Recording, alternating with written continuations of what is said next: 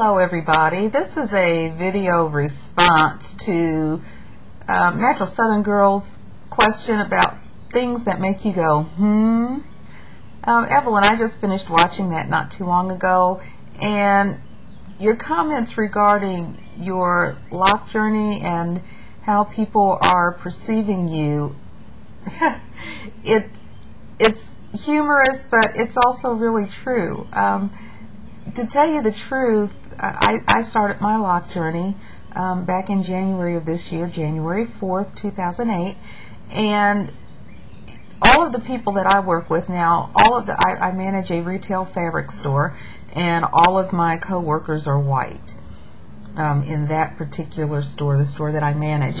And actually they have been very supportive so far in terms of my locked hair journey. Now, what happened was they didn't know I had as much hair as I had, but I chopped from shoulder length up to about 1.5 inches. I just decided in January I came to some decisions concerning my emotional and my spiritual growth, and as a part of those decisions I decided that I no longer wanted chemicals in my hair. And I no longer wanted the expense and the upkeep issues that went along with permed hair.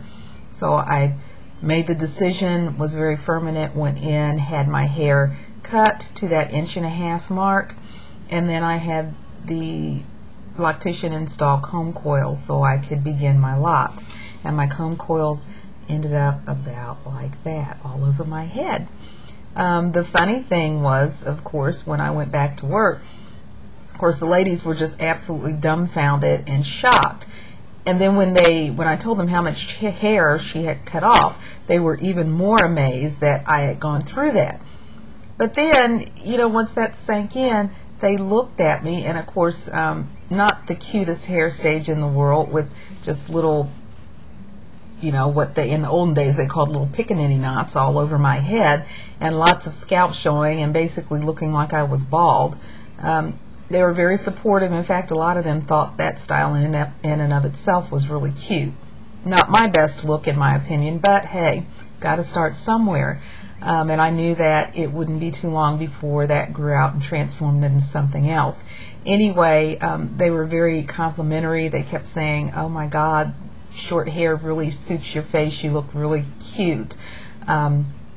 And it's been amazing. They have been as amazed and awed as I have been so far on this hair journey. Every so often, they ask, well, how long is your hair now? We want to see. And I'll take a lock and I'll pull it out, and they'll say, "Oh my God, it has grown so much. You started from something that was like this, and then here it is."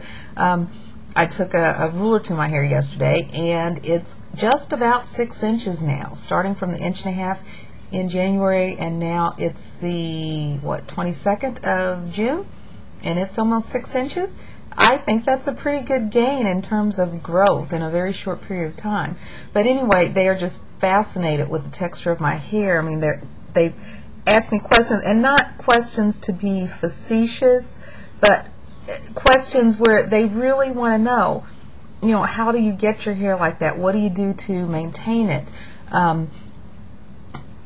They want information. They want to know about this process, and it's been really interesting to me that they have such an interest in this. For the most part, the black people I've run into, if they've not been extremely supportive, they've not been negative either. And now I made it up in my mind when I decided to do this, that this is what I needed to do for me as an outward manifestation of some spiritual growth that I've experienced. So there are a lot of spiritual issues with me tied up in why I did this. So I did not do this strictly for fashion, although I know there are those out there that do that. And I just had decided at that point that this is what I needed to do for me, and whether I got positive or negative comments or something in between, I was going to have to do this for me. There was just a great need for this, and it came from my heart and from my soul, and I wasn't going to be deterred in this. So I've continued on, and now the only quasi-negative feedback that I got at the very beginning was from my husband. Now, you have to understand, we've been separated for several years now, not divorced, but we are separated. I no longer live with him. We maintain separate residences. We are able to be civil to each other, but there are just issues there that I won't go into, that I just decided I did not need to be there to deal with them. They are things he has to work out on his own. But anyway, when he first saw the cum coils, he kind of scrunched up and frowned and, you know, made kind of a comment about, you know, so you did this? And I said, yes, I did this. And then he said, and you did this without consulting me? And my response to him was, why do you think I needed to consult you, and why do you think this is about you? Which gave him pause. But I really did not go into detailed explanation about why I did this, and he had to accept that or not, as the case may have been. After he thought about it, you know, he said, well, it's a different look. Does this mean you're going to become Rasta? And I said, no, doesn't mean I'm becoming Rasta, but I am adopting this look as part of a personal overhaul on several levels. And that's all I would say to him about it, and he's had to deal with that. Since that time, you know, he's come to accept what I've done, which is good. I mean, it wasn't going to bother me one way or the other if he didn't, but it's good that he has accepted it, at least on some level. My children absolutely love it. My grandbaby loves it. The one person I was really concerned about was my mother. I just saw her this past week. She lives in North Carolina, and she and my stepdad were visiting here. They were at a National Baptist conference, and it was the first time they had seen me since I cut my hair, which has been almost 6 months ago. And, you know, even though I was going to agree to disagree with her on this point if it came down to that, she's my mom and she's my best friend, and I love her to death, and there's something inside of me that's always going to seek her approval, even though I'm grown and can pretty much do what I want, whether I agree with her or not.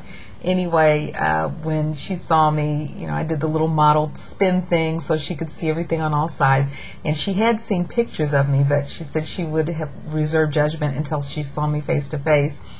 And I'm really I'm really happy to report that she thought this was a good look. Now, I don't know if she has seen my video yet on why I've decided to lock my hair.